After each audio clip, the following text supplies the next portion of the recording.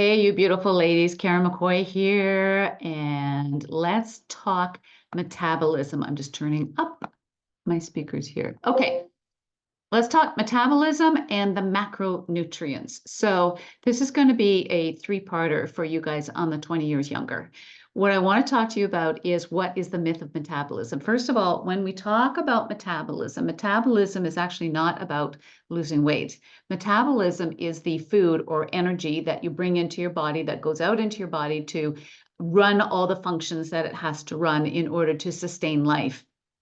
And we have taken it over as saying metabolism is about weight loss or boost the metabolism, or my metabolism has softened, or all that other stuff. So I want to clarify some things and then look at our food and look at our training. So let's just start with what metabolism is. In our language, a lot of women equate it with weight loss. It's really interesting because when women first come work with me, the first thing they always ask is, tell me what to eat so I can lose weight, right?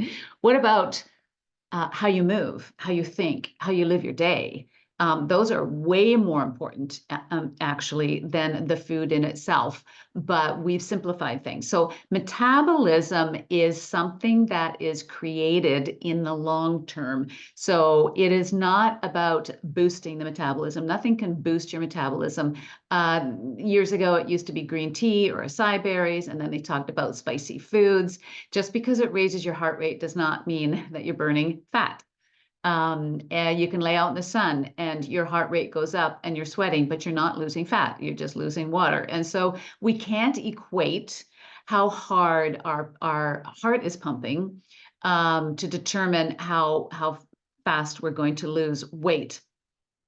The other thing is there's no real measure of metabolism. And so the marketing thing is we're caught into going into a gym and getting on a cardio machine and looking at the numbers to see how many calories I burned in that half hour. How does it know? There's no electrodes on your body. It's not going to know. And we don't even actually know that a pound of fat is 3,500 calories. We don't know that. It's just an arbitrary number they threw in there so that we could start speaking the language and creating these formulas. So metabolism is built day in, day out, week after week, month after month, year after year.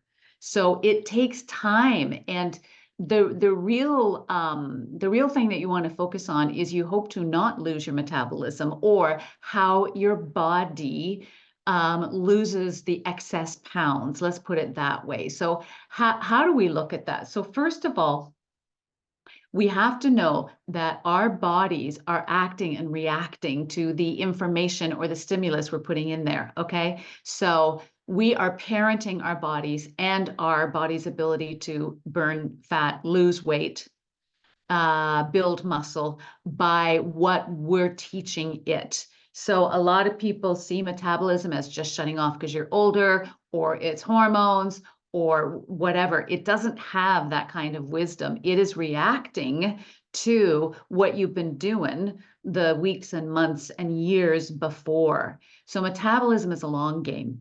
And your body's ability to burn fat and to maintain its biochemistry in a healthy way is created by a consistent lifestyle, guys. Food, movement, and mindset. Okay, that's the body blueprint strategy that I work with long term with women in my mastery program. We have to look at all three factors.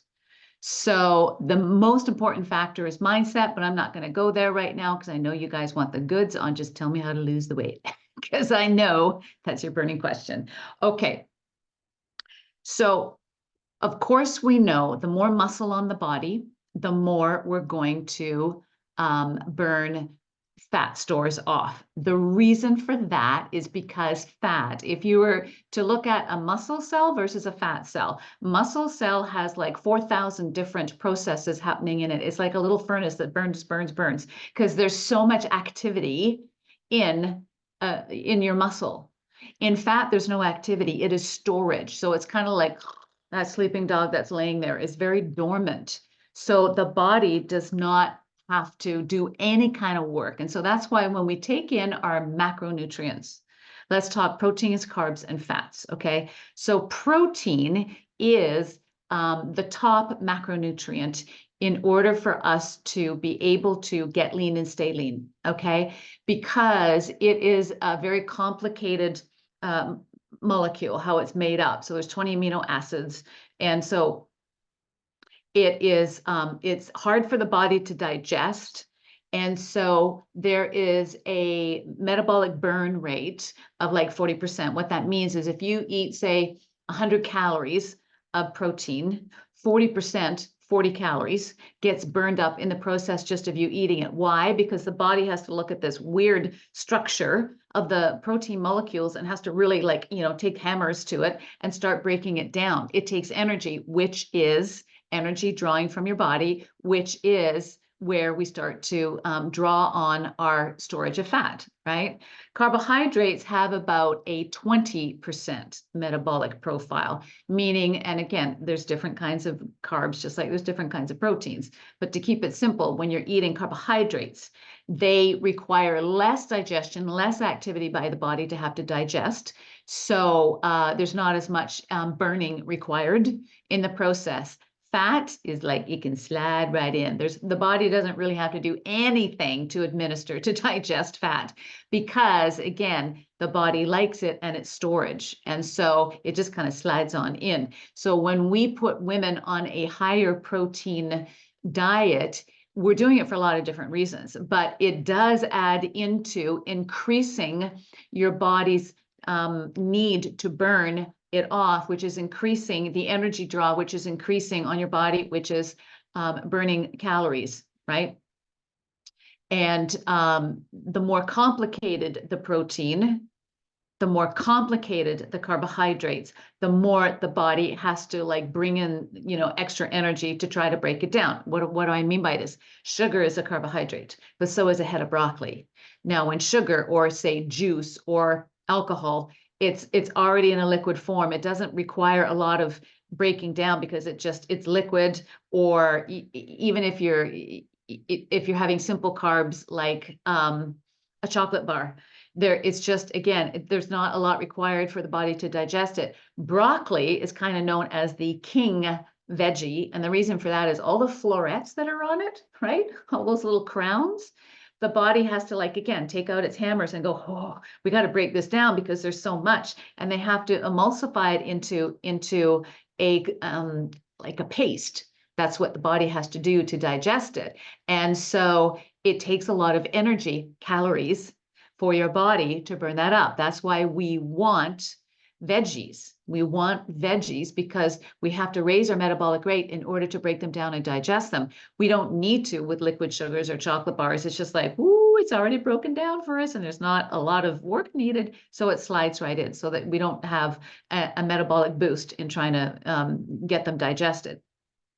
Protein is the same. And so protein doesn't vary as much as carbohydrates, though, because most protein still requires those 20 amino acids, which all have to be broken down. So you can have protein powder in water or 4 ounces of chicken. Probably a little bit more energy is required to digest the chicken because it's denser than the protein in water, but there's not a lot of difference. But what we want to do is make sure that women have their carbohydrates and they have their protein because that helps with calorie burn, fat loss. Now, keto has come along and everybody's like, oh no, if you just do keto. And I don't want to get into a whole discussion around keto because it's a trend and it was created by a doctor to help kids with epilepsy, to lower sorry, I'm losing my words. When they go into the fit, it lowers that, right? But they even found out that it was hard for kids to eat a keto diet, which is high fat, high protein, low carb. Now, a lot of people aren't doing keto. They just think they are. If you're doing pure keto, you're only allowed 2 cups of broccoli throughout the day. For example, there's nothing else. You've got your protein and you got your fat. So even if you have a cracker, even if you have half a piece of bread, it takes you out of ketosis. what people are doing is they're going low carb. And even when they're low carbing, I'm like, well, how many carbs were you eating before? Well, I don't know. I was eating bread. I was eating this. Well, how many grams? Well, I don't know. So most people don't know. And low carb for some of my women can be 40 grams, which is really low, like if they're heading into show. But for other women, it might be 80 to 100 grams is low carb because they're usually eating around 150. So it's different for everybody. That is why customized eating plan is really important, because we have to know where you're at, right? So all of my people are required to do food logs with pictures and timing so that I get a feel for where their macronutrients are, what their metabolism is doing. The timing of the meals is really important too. So there's 4 factors to meals. And this, again, is in the video in the Over 40 Fit and Lean page, which you should be on if you want to keep up on this stuff. It is a number of meals and the timing and the portions and the macronutrient percentages. Those are the 4 foodie facts that I build into a customized food plan for women over 40, because that allows us to enhance our metabolic fires. Okay. You cannot boost them. Okay. They don't just suddenly wake up. So keto is not suddenly waking up the metabolism. There's a whole different reason for people eating keto when they're dropping the weight. A lot of it is water. Some of it is bone and some of it's muscle, guys. And that's just the way it is. But if you're driven by the scale or you're driven by the size of your body and it suddenly goes smaller, you're thinking this is working. But when your body goes smaller, are you maintaining muscle or are you losing that too? Most people get a smaller, wobblier version of themselves as they get older if they're doing too many years of low carb or keto eating. It's just the way it is. Argue with me all you want. It's just the way it is. We talk about, to build metabolism and maintain it, it's whatever you've been doing for the last 10 or 20 years. If it's not working for you, change it. Eat your whole foods, whole foods, whole foods, whole foods. Eat your protein, 80 to 120 grams a day, guys. It's not protein weight. It is grams of protein. So get used to know what that is. I gave you the ebooks on protein. Get used to looking at like 20 grams of protein. How much is that? 20 to 30 grams is what most women can ingest and absorb. So take a look at that. If you eat that 3 times, that's 90 grams a day. Boom, easy, right? But come to know your protein. It is the master macronutrient. It will also keep the muscle on your body as you age. If you don't, the body will lose its muscle because we're aging and we're not using our muscle, or our hormones change and Father Time goes, oh, you're not having babies anymore. We might as well take this shapely muscle off because it's very heavy and taxing to the body. Remember, I said there's a lot of processes that are required to keep the muscle on your body. Hence, you have a faster metabolism when you have more muscle on your body. It's just the way it is. And if you don't maintain it with proper weight training, I'm not talking HIIT, I'm not talking cardio, I'm not talking whole body workouts. I'm talking isolation work where you're individually working the muscles with enough volume. Volume is your friend. In a consistent manner, that's your second friend. Then your body will lose fat. With that, your metabolism goes down. With that, you lose your shape. With that, 100 calories acts like 300 calories now. So people say, well, it's aging that causes your metabolism to slow. No, it's not actually. The research has shown, and this has been out there for a very long time, that only about 2% of your metabolism slips after the age of 60. And for some people like myself, not at all, because I've been doing the same stuff for the last, 60 years. But when I really started doing it was in my 20s. So 40 years I've been, training consistently with weight training, with isolation, body sculpting stuff. So I have 4 different workouts in the week so that I can get enough volume or sets on my muscles in order to induce change, shape, tone, tightness, and in order to keep it on my body, right? And you cannot do that in a whole body workout, guys. You cannot do that with HIIT. You sure don't want to do it with cardio. Now, the information is finally out there about cardio. It's funny, somebody said to me the other day, you really were ahead of your time, because I've been talking about this shit for 30 years, guys. And now they're saying, well, you don't want to do a lot of cardio because it's going to lower your metabolism and take the muscle off. Right. When you take the muscle off, or you're not keeping it on, because you got to proactively work in the gym to keep it on. It doesn't just stay on. Do cardio. And the body goes, oh, here we are doing cardio again. Karen's doing another half hour for the 5th time this week.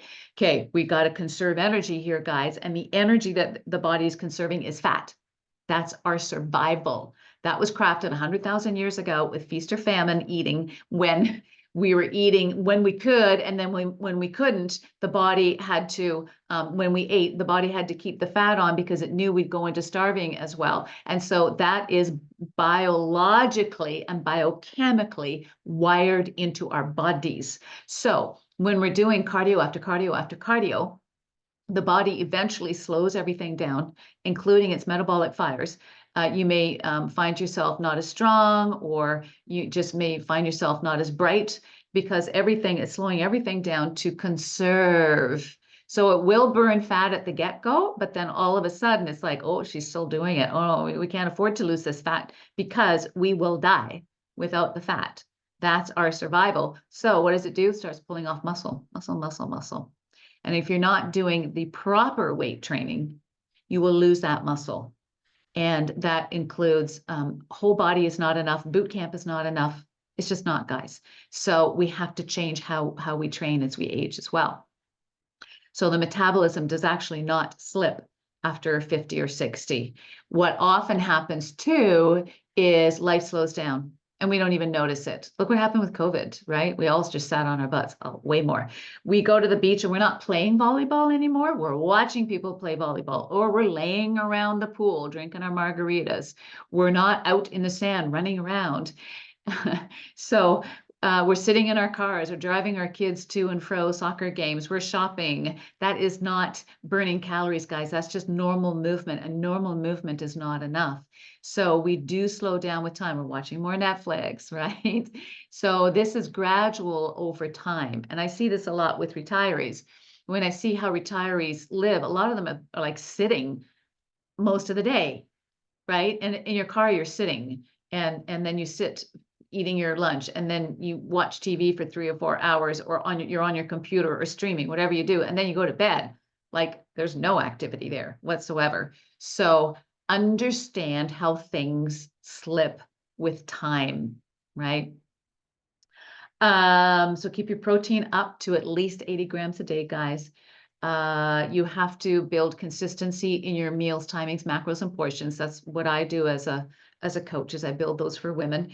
If you don't know how to do it, find somebody who can show you, who really knows how to do it, guys. Okay. And if they're looking at a textbook, or they're 25 years old, sorry, I'm sorry. They just don't know. They just don't know. You need carbohydrates to strengthen your metabolism. Please keep that in mind. You cannot effectively lose body fat. I'm not talking weight. I'm talking body fat when you're low carbing. Okay. Because you need the fuel in the carbs. Here's the deal. You've got to build those metabolic fires to work so they can burn. It's kind of like you will put kindling into your fire first to make it burn before you put the big logs on, because you need that. You need that energy. You need the burn happening. Carbohydrates create the fire so that when you do put the food into your body, it can burn it up. So, of course, what happens is when people pull away carbs, as I referred to earlier, they see the scale go down. Sure, because you're losing muscle, man, and you're losing water, because muscle holds water. So we got to keep that in mind.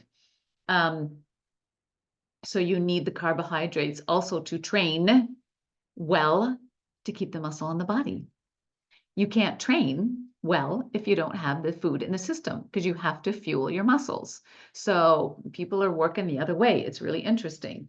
And I want you to separate out your cardio from your weight training. The stupidest thing I've ever seen, and I've said this before, you may not like what I hear, but I'm sorry, when you're doing weight training and then they have you running on the spot like a little 5-year-old for 30 seconds, or you're doing jumping jacks for 30 seconds, leave that out of it. Go into the gym to train. The training is for shaping and toning your body, changing your biochemistry, getting strong. The cardio should be done after your training, not before, because after your training, you can use it to remove lactic acid and all of the other leftovers from your training. And if there's any fat burning to happen, it will happen then. You don't want to train in a fasted state. You don't want to do your cardio first, because you need that energy to train in the gym. And they're two very separate systems. You've got the cardiopulmonary and you've got the musculoskeletal system. And when you try to put them together, it's like, you know, having two different languages, and neither can understand and work together. And if your goal is shaping and toning and aging well and having a strong metabolism, then you must separate them out.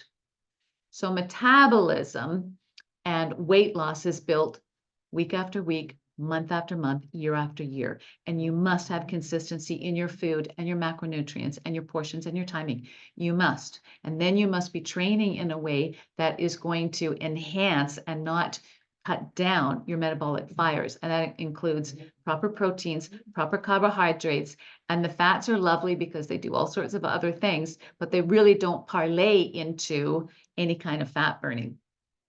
So next week, we'll look a little bit more at carbohydrates because there's a lot more to say about this as well. So I hope that gives you some idea that when we talk weight loss and metabolism, it really is not about fat loss, but that is what our culture has put it in towards. And so that's kind of the language. That's why I have to talk that way, because that's what people understand.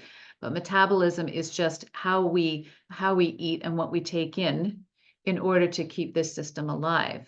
Now, the final piece is the reason I work on mindset is when we're stressed, when we're challenged, when we have negative thoughts, when we have self-limiting beliefs, which everybody does.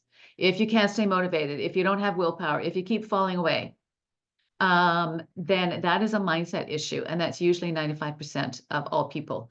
I do deal with very high achieving women. I have an extended mastery program, which is the VIP program after, but that is for women who have done my 16-week and they have learned a ton. But mindset is what we start with. And the reason for that is I can give all of the information around food and training to 1,000 women, but 990 of them will not sustain it. And the reason for that is we fall away. Why do we fall away? It's not because of lack of time. It's not because of our job. It's not because of anything or aging. It's not any of that stuff. It is because we have not crafted a way to live from a very different place up here. And when we're crowded with stress and challenge, when we're in overwhelm, when we have a lot of the past stuff that is still living through us, okay, we all have stories, but the stories aren't supposed to live us. Then what happens is it creates a chronic sympathetic state in the body, which basically says it's unhealthy. And then you throw in hormonal changes, which is also a chronic sympathetic state, which is exemplified or intensified by poor eating or on and off eating, where you're trying this and it doesn't work. And okay, I try that, blah, blah, blah, all over the place. I call it playing with your food because you go into so many different diets, or you do it for a while and then you stop. The body doesn't like it, guys. And it creates this sympathetic state where it's just heightened. We talk about raising cortisol, sure, but cortisol is not the issue. It is the mindset behind it. And once we get that happening, then we can manage our hormones and we can manage our food and we can move into homeostasis, which is balance, but it takes time. So what I say is metabolism first, weight loss second, guys. We must build metabolism. If you pull on the calories, if you overtrain, if you eat certain food groups and not other food groups, if you think that it's just gluten or lactose intolerance, and I see that a lot, I'm anti-gluten. Okay, why? Well, because I'm trying to lose weight. Got nothing to do with it. Nothing.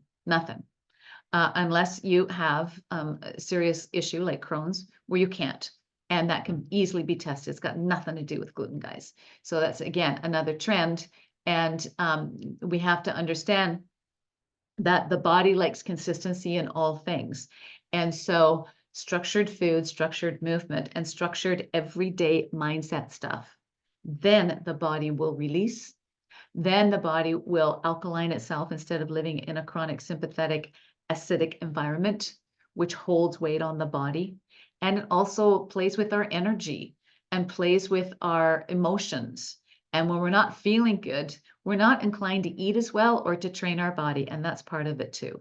So all of this combined creates a healthy relationship with food and a healthy way to age, which requires a strategy.